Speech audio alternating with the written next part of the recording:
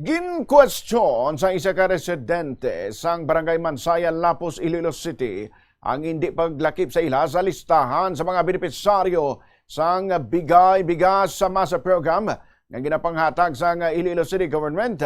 Sa interview sang Bombo Radio kay Arlene Peñol, iyagin pahayag nga dapat nalakip ini sa listahan sa mga nakabaton sang bugas bangod magluwas nga senior citizen na ini, solo parent man ini, person with disability o kon PWD, kag may ginapa-eskwela pa nga estudyante. Sunod kay Pinyol, nakabaton man sa sang bugas sa nagligad nga tuig, apang sa subong nga distribusyon siya kag sampa kaibahan nga tupad balay sini sa ilang lugar ang wala nalakip sa programa. Ginpahayag man ni Pinyol nga sang naibaluan sa ila barangay secretary nga nagboto ang mga ini kay Vice Mayor Lady Julie Grace Lavlab Baronda sang nagligad nga eleksyon.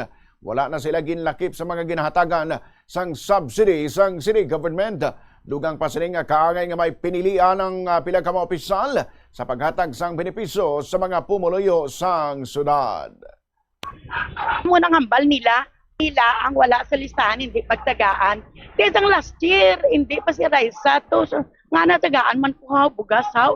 Di makakilo, ti subong yung tapulo o kilo nga wala na ko gani bana, napatay na bana ko, balo na ko. Senior pa ko, PWD, solo parents. Tapos, may asma pa ko. Ano na yung ako yung pigado, gid ko yung mga balaan sa tanan. Di nga, why ko yung obra, kay tigulang na ko. Ako yung pigado, wala pa obra. Hindi ko yung pagtagaan. Ano ko yung pinilian? Polo kami di kabilog, nga wala matagaan, hindi nga linyadyo. Wala kami yung matagaan, wala. Sang nabalaan na iya, sang amon nga sekretarya. Nga sa nagbuto kami kay Lablab Barunda, ang tanan nga nagbuto kay Lablab Barunda, wala gintagaan. Ang tanan nga nagadto kay Lablab Barunda, wala matagaan.